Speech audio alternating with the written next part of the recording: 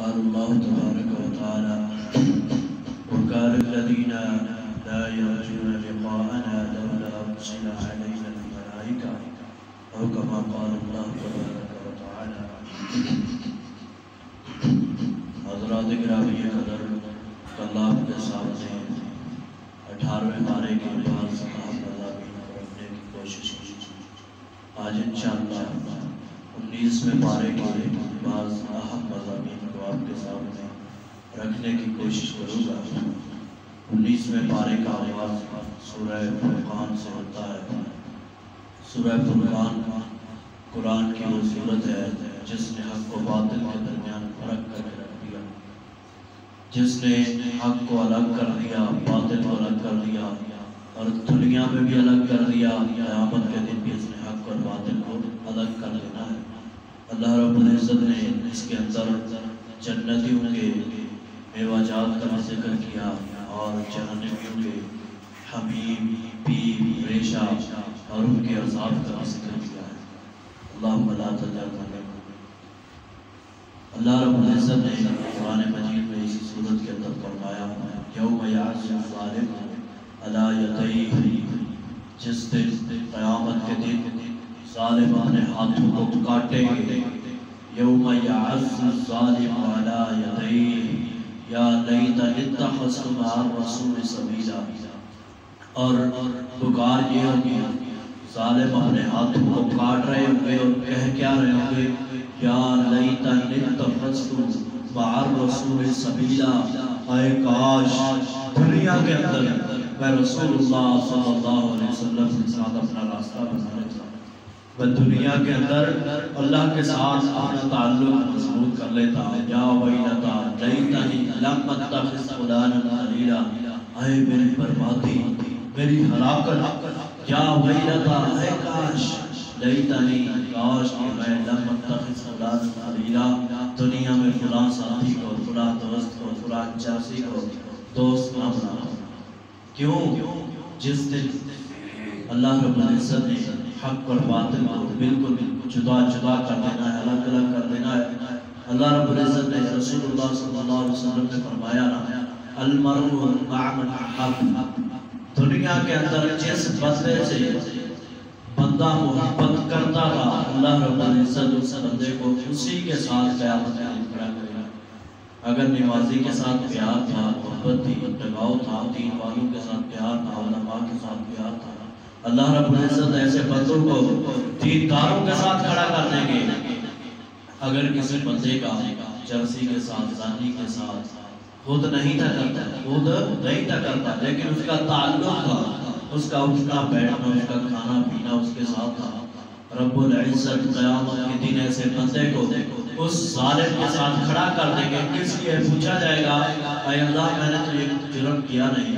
اللہ رب العزت فرمائے گا تیرا اس کے ساتھ اٹھنا بیٹھنا تھا، تو اس کے ساتھ صبح شام گزارا کرتا تھا، تو نے اس بندے کو اس گناہ سے روکا کیوں نہیں؟ تیرے اختیار میں تھا. میرے بھائیوں، ہمیں سب سے پہلے جو سبق ملتا ہے، ہم اپنی مجالس کو اچھا کریں. ان دوستوں کے ساتھ بیٹھے نہ، ان ساتھیوں کے ساتھ بیٹھے نہ جو برے ہیں، موسیقیوں کو سننے والے، گانوں کو سننے والے، فلموں کو دیکھنے والے، برے پروگراموں میں جانے والے، ڈانس اور کافہ گری کے اڈوں میں جانے والے. ہم ایسے لوگوں کے پاس جائیں نہ، تاکہ قیامت کے دن ہم سے اللہ سوال ہی نہ کرے. جب ہمارا ایسے لوگوں کے ساتھ تعلق ہی نہیں ہوگا، اللہ رب العزت قیامت کے دن پوچھے گا بھی صحیح، ہم اللہ کو جواب دینے کے قابل تو ہو جائیں گے اے اللہ ہم تو ایسے لوگوں کے ساتھ بیٹھے ہی نہیں کرتے، ہم نے تو ان کو حیثیت ہی نہیں دی، ہم تو ایسے لوگوں کے ساتھ ان کے ساتھ مجالس قائم ہی نہیں کیا. اللہ رب العزت انہیں جملوں کے باوجود اس بندے کو معاف کر دیں گے. اور کیا کہیں گے؟ یا لیتنی اتخذت مع الرسول سبیلا. ظالم تو کہیں گے اپنے ہاتھوں کو کاٹ رہے ہوں گے، یا لیتنی اتخذت مع الرسول سبیلا، میں رسولوں کے ساتھ، اللہ کے قاسموں کے ساتھ، میں صحابہ کے ساتھ، میں متقین کے ساتھ، میں پرہیزگاروں کے ساتھ کاش دنیا کے اندر اپنا بسیرا بنا لیتا اور رسول اللہ صلی اللہ علیہ وسلم کی سنت کو اپنے لیے مشعل راہ بنا کے چلتا. قیامت کے اندر پچھتانا ہی ہے. دنیا کے اندر جتنی مرضی ظالم موجے کر دے، یہ دنیا کافروں کے لیے ہے، یہ دنیا مومنین کے لیے نہیں ہے۔ ایک رسول اللہ صلی اللہ علیہ وسلم کی حدیث ہے، اللہ کے نبی صلی اللہ علیہ وسلم نے فرمایا الدنیا سجن المومن و جنت الکافر، یہ دنیا مومن کے لیے قید خانہ ہے، وہ جنت الکافر، اور کافروں کے لیے یہ دنیا جنت ہے۔ کیوں؟ مومن کے لیے قید خانہ کیسے ہے؟ اس نے اللہ اور اس کے رسول کی فرما برداری کرنی، نمازوں کو پڑھنا ہے، روزوں کو رکھنا ہے، نیکی کے کاموں کو کرنا ہے، اللہ کے رسول، اللہ اور اس کے رسول کی قید کے اندر آ کر کام کرنا ہے۔ لیکن کافر وہ اپنی مرضی سے جہاں مرضی چلے پھرتے ہیں، ان کو پوچھنے والا ہی نہیں ہے۔ دنیا کے اندر جو مرضی کافر کرتے رہے، زنا کرتے رہے، فحاشی کرتے رہے، برے کام کرتے رہے، بے نماز رہے، جو مرضی کریں، گانے سنے، فلمیں سنے، ان کو دنیا کے اندر کچھ بھی نہیں پوچھا جاتا۔ دنیا ان کے لیے جنت ہے، اور کافروں کے لیے قیامت قید خانہ ہوگا، اور مومنوں کے لیے قیامت والے دن جنت کے بہشتے برری باغات۔ اللہ رب العزت ہم سب کو اس میں شامل فرما دے۔ اللہ رب العزت نے اس پارے کے اندر فرمایا الملک یومئذ الحق للرحمن، آج دنیا کے اندر بادشاہت کے اوپر، کرسی کے اوپر جھگڑے چل رہے ہیں۔ دنیا کے اندر سب سے زیادہ بڑا جھگڑا اور فتنہ آج کل بادشاہت کا، میرے پاس اقتدار ہوگا، میرے پاس امور ملکی کے خزانوں کی چابیاں ہوئی، میں اقتدار کو سنبھال کے بیٹھ جاؤں، یہ سب سے بڑا جھگڑا ہے۔ لیکن قیامت کے دن یہ جھگڑے نہیں ہوتے دنیا میں۔ یہ اللہ رب العزت نے کیوں کہا ہے الملک یومئذ الحق للرحمن؟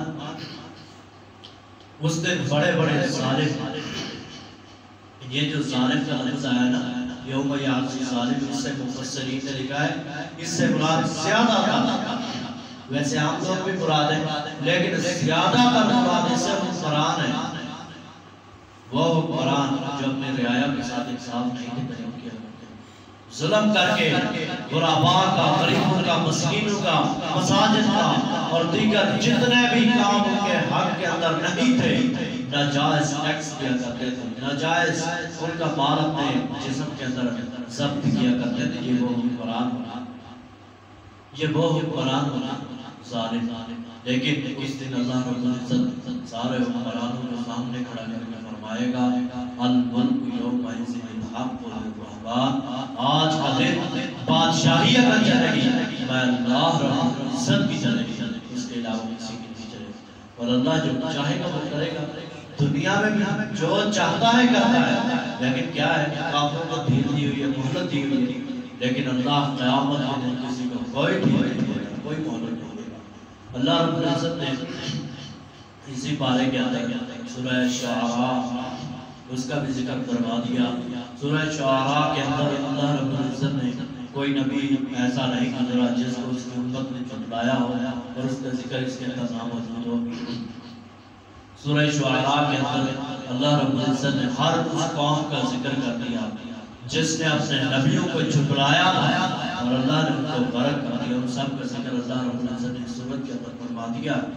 اور آگے اللہ رب العزت نے فرمایا الشعراء یتبعهم الغاوون، شعراء وہ ہیں یعنی شاعر، لوگوں کو کہاوتیں ڈالنے والے، اپنی شاعری کے اوپر بری ہو اچھی ہو عشقیہ ہو جو مرضی ہو لوگوں کو مائل کرنے والے، اسٹیج ڈرامے لگا کے لوگوں کو اپنی طرف قائل کرنے والے، اللہ رب العزت نے کہا الشعراء یتبعهم الغاوون، یہ شعراء جتنے بھی ہیں ان کے جو پیروکار ہیں، ان کے پیچھے چلنے والے سارے کے سارے غاوون ہیں، رسوا ہیں، ذلیل ہیں۔ کیا مطلب؟ اگر ہم کسی برائی کے اوپر آپ دیکھتے رہتے ہیں ہوٹلوں کے اوپر ایسے گندے مزاحیہ شاعر آتے ہیں، یہی وہ شاعر ہیں جن کو اللہ رب العزت نے کہا الشعراء یتبعهم الغاوون، یہ وہ شعراء ہیں جن کی پیروی کرنے والے بھی گمراہ ہیں، خود کتنے گمراہ ہوں گے۔ آگے اللہ رب العزت نے اسی پارے کے اندر ایک سورت کا ذکر فرما دیا ہے۔ اس سورت کے اندر اللہ رب العزت نے مومنین کا بھی ذکر کیا اور کافرین کا بھی ذکر کیا۔ اللہ رب العزت نے اس کے اندر اپنے بندوں کا بھی ذکر کیا۔ وعباد الرحمن الذین یمشون علی الارض ہونا، اللہ کے بندے وہ ہیں جو زمین کے اوپر چلتے ہیں، آہستگی سے چلتے ہیں، زمین کا تکلیف نہیں ہوتی۔ اللہ کے بندے جو زمین پہ چلتے ہیں، زمین کو بھی تکلیف نہیں ہوتی۔ کیا مطلب؟ اللہ نے قرآن میں فرمایا نا وَلَا تَمْشِ فِي الْأَرْضِ مَرَحًا، زمین کو پھاڑ پھاڑ کے نہ چلنا۔ جو اللہ کے بندے ہیں وہ زمین پہ ایسے چلتے، زمین کو تکلیف نہیں ہوتی۔ کیا مطلب؟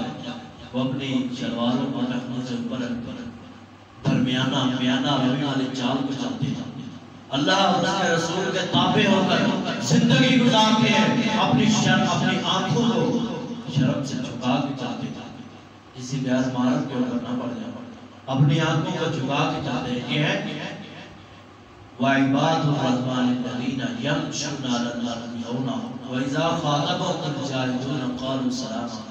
ان کا طریقہ کار کیا ہوتا ہے؟ جب وہ جہلاء سے، بے وقوف لوگوں سے ملاقاتیں کرتے ہیں نا، ان کے ساتھ اگر بحث بھی کرنا شروع کر دے، اللہ کے بندوں کی صفات بھی ہوتی ہے، اگر ان کے ساتھ بحث بھی کرنا شروع کر دے وہ یہ کہہ دیتے ہیں بس جی سلام علیکم، ہم تیرے پاس رہنا بھی دوبارہ نہیں۔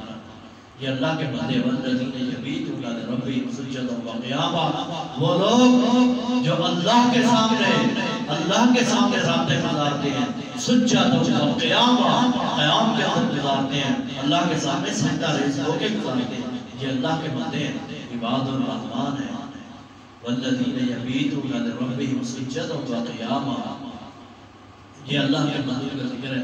آگے اللہ رب العزت نے 19ویں پارے کے اندر سورہ نمل کا معنی چیونٹی ہے، اور جس وقت سیدنا سلیمان علیہ السلام بڑے اللہ کے جلیل القدر پیغمبر ہیں، ایک مرتبہ اللہ لشکر کے ساتھ جا رہے ہیں، ایک چیونٹی نے کہا کہ اے چیونٹیو، سلیمان کا لشکر آ رہا ہے۔ سلیمان علیہ السلام وہ بادشاہ تھے، انہوں نے اللہ سے دعا مانگی تھی، اللہم آتنی ملکا لا ينبغی لأحد من قبلی ومن بعدی، اے اللہ مجھے ایسی بادشاہت دے دے جو میرے بعد کسی ایک بندے کے بھی لائق نہ ہو۔ اللہ نے پھر بادشاہت دی تھی نا۔ وہ دنیا کی ہر چیز سے بولا کرتے تھے۔ سلیمان علیہ السلام چڑیوں سے بولا کرتے، کیڑیوں سے بولا کرتے، پرندوں سے بولا کرتے، جانوروں سے بولا کرتے، مچھلیوں سے بولا کرتے، ہر چیز سے سلیمان علیہ السلام کلام کیا کرتے تھے، اور ہر چیز کی بات کو، ہر چیز کے کلام کو سیدنا سلیمان علیہ السلام سمجھنے والے تھے۔ چونٹی بول رہی ہے، سیدنا سلیمان علیہ السلام سمجھ جاتے تھے، کیڑی بول رہی ہے سمجھ جاتے تھے، مچھلی بول رہی ہے سمجھ جاتے تھے۔ ایک مرتبہ گزر رہے تھے، جا رہے تھے اپنے لشکر کے ساتھ، سیدنا سلیمان علیہ السلام ایک چونٹی کہنے لگی، قالت نملۃ ایھا النمل، ایک چونٹی کہنے لگی، اے چونٹیوں سلیمان کا لشکر آ رہا ہے، اپنی بلوں کے اندر چلی جاؤ، کہیں وہ پاؤں کے نیچے تمہیں روند کے نہ چلا جائے۔ سیدنا سلیمان علیہ السلام نے اس چونٹی کی آہ کو سن لیا، اس کی آواز کو سن لیا، اللہ کے سامنے سجدہ ریز ہو گئے۔ اے اللہ، تو نے مجھے اتنی قوت بجائی دی ہے کہ مجھے چونٹیوں کی آوازوں کو بھی سنا دیا۔ ایسے بادشاہ دنیا کے اندر آپ بادشاہ بن کے، وزیر بن کے، ایم پی بن کے گمان کر رہے ہیں، اللہ نے اتنے بڑے بادشاہ پیدا کیے تھے۔ کیسے بادشاہ تھے کا ایک قرآن میں اور بھی ذکر آتا ہے۔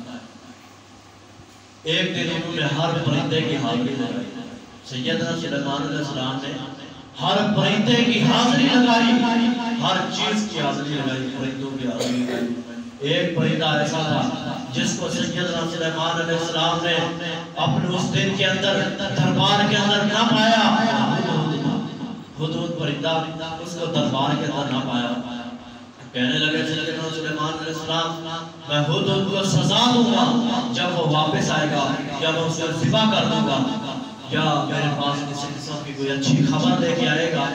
بہرحال وقت گزرا، سیدنا سلیمان علیہ السلام کے پاس ہدہد واپس آ گیا، ایک خط لے کر کے آیا اور آگے کہنے لگا کہ فلاں شہر کے اندر، فلاں ملک کے اندر ایک ملکہ رہتی ہے، ایک ملکہ رہتی ہے جو بادشاہت ہے، جو بادشاہت کے نظام کو چلا رہی ہے، لوگ اس کی پیچھے چل رہے ہیں اور وہ سارے کے سارے سورج چاند ستاروں وغیرہ کو سجدہ کر رہے ہیں، اور یہ بہت ہی بری حرکت ہے، اللہ کے علاوہ کسی اور کو زندہ کرنا. سیدنا سلیمان علیہ السلام نے جنوں کے گروہ کو کہا. جنوں کے اندر جنوں سے بھی کلام کیا کرتے تھے, کام لیا کرتے تھے. جنات سے بھی سیدنا سلیمان علیہ السلام کام لیا کرتے تھے. جنوں کے گروہ کو کہا کہ کون میرے پاس ملکہ بلقیس کے تخت کو لے کے آئے گا. قالت عفریت من الجن انا آتیک بہ قبل ان تقوم من مقامک. ایک جنوں کے گروہ نے کہا سیدنا سلیمان علیہ السلام کو, اے سلیمان ہمیں آرڈر دے, آپ اپنی جگہ پہ قائم رہیں گے, اپنی جگہ سے مجلس برخاست نہیں کریں گے. اس سے پہلے ہم ملکہ بلقیس کے تخت کو اٹھا کے آپ کی نظروں کے سامنے کر دیں گے. سیدنا سلیمان علیہ السلام نے کہا یہ دیر ہے, یعنی اتنی دور ملکہ سبا کا تخت, ملکہ بلقیس کا تخت ملک سبا کے اندر سے لانا, اور وہ کہہ رہے تھے کہ آپ اپنی جگہ سے اٹھیں گے نہیں, ہم لے آئیں گے.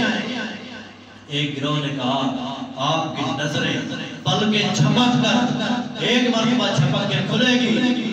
گروہ جنوں کا کہنے لگا ہم اس ملکہ بلقیس کے تخت کو آپ کے سامنے لا دیں گے. ایسا ہی ہوا. سیدنا سلیمان علیہ السلام نے ایسے پلکیں جھپکی, کھولی, سامنے ملکہ سبا کا تخت موجود تھا. اتنے طاقتور بادشاہ تھے. اللہ رب العزت نے اتنی طاقت دی ہوئی تھی, ہیلی کاپٹر ان کے پاس اس طرح کے بغیر پٹرول کے چلنے والے. اللہ رب العزت نے جنات کے ہیلی کاپٹر دیے تھے, جنوں کے ذریعے سواری کر کے جایا کرتے تھے. ہزاروں کلومیٹر کا سفر منٹوں میں طے کر دیا کرتے تھے. سیدنا سلیمان علیہ السلام وہ نبی تھے جو جنوں سے بھی کام لیا کرتے تھے. آج بیت المقدس جو یہودیوں کے قبضے کے اندر جا چکا ہے, یہودیوں کے پاس ہے, جس کو سیدنا عمر بن خطاب رضی اللہ عنہ نے آزاد بھی کروایا تھا. پچھلے برس رمضان کے اندر آپ دیکھتے رہے تھے کہ جو ظلم و ستم بیت المقدس کے اندر کیا گیا, تاریخ میں ایسا کہیں نہیں ملتا. مسلمانوں کے اوپر کھلے عام گولیاں چلائی گئی, اور اس رمضان المبارک کے اندر بھی 14واں روزہ تھا یا 15واں روزہ تھا, 5 نمازیوں کو انہوں نے تراویح کے دوران بیت المقدس کے اندر شہید کر دیا. اسرائیلیوں نے سارے میں ظلم کرتے ہیں. بہرحال بات سمجھانے کا مقصد یہ ہے, اللہ رب العزت نے سیدنا سلیمان علیہ السلام کو کیسا ملکہ دیا تھا کہ وہ جنوں سے بھی کام لیا کرتے تھے. بیت المقدس کی تعمیر جن کر جنوں نے تعمیر کا کام شروع کیا. بیت المقدس کی تعمیر جاری ہے, جنوں سے سیدنا سلیمان علیہ السلام کام لے رہے ہیں. اور اس طرح اپنا اساس سامنے رکھ کے نا, ٹیک لگا کے, ہاتھ اوپر رکھ کے کھڑے ہو گئے. جن کام کر رہے ہیں اور وہ ٹیک لگا کے آسے کے اوپر, اپنے ڈنڈے کے اوپر کھڑے ہو گئے, ٹیک لگا کے ایک ہی جگہ کھڑے. جن ڈرتے بھی تھے سیدنا سلیمان علیہ السلام سے, ہمیں جھڑک ہی نہ دی, ایک جگہ کھڑے ہیں, کھڑے رہے. وہیں پہ سیدنا سلیمان علیہ السلام کو موت آ گئی, اور جنوں کا پتہ نہ چلا کہ سیدنا سلیمان علیہ السلام بہت ہو چکے. ان کی اتنی جرات ہی نہیں تھی, جنوں کی جرات ہی نہیں تھی کہ سیدنا سلیمان علیہ السلام کی طرف نظریں اٹھا کے بھی دیکھیں. کیا تھا, اللہ کی نصرت اور مدد ان کے ساتھ تھی نا. جس وقت ان کا یہ عصا جن کے اوپر ٹیک لگا کے کھڑے ہوئے تھے, ان کو اس عصا کو وہ گل گیا, کھڑا گل گیا. کئی کہتے ہیں 40 برس گزر چکے تھے, 40 برس گزر چکے تھے, وہ گل گیا. وہ جس وقت گرا نا سیدنا سلیمان علیہ السلام کی موت کا علم اس وقت ان جنوں کو ہوا. اور اس وقت وہ کہنے لگے اے کاش ہمیں پتہ چل جاتا کہ سلیمان علیہ السلام فوت ہو چکے ہیں, ہم بیت المقدس کی تعمیر ہی نہ کرتے, ہم بیت المقدس کی تعمیر ہی نہ کرتے. بہرحال اللہ رب العزت نے کام لینا تھا, لے لیا جنوں سے, اور ذریعہ سیدنا سلیمان علیہ السلام کو بنایا. یہ ایسے بادشاہ تھے جنہوں نے دعا مانگی تھی اللہ سے, اللہم آتنی ملکا لا یحتاج لأحد. اے اللہ مجھے ایسی بادشاہ دے دے جو کسی ایک کے بھی لائق نہ ہو. اللہ رب العزت جو کہا ہے وہ سنا ہے, اور جو سمجھا ہے اللہ ہم سب کو عمل کی توفیق دے. سبحان ربک رب العزت عما یصفون, سلام.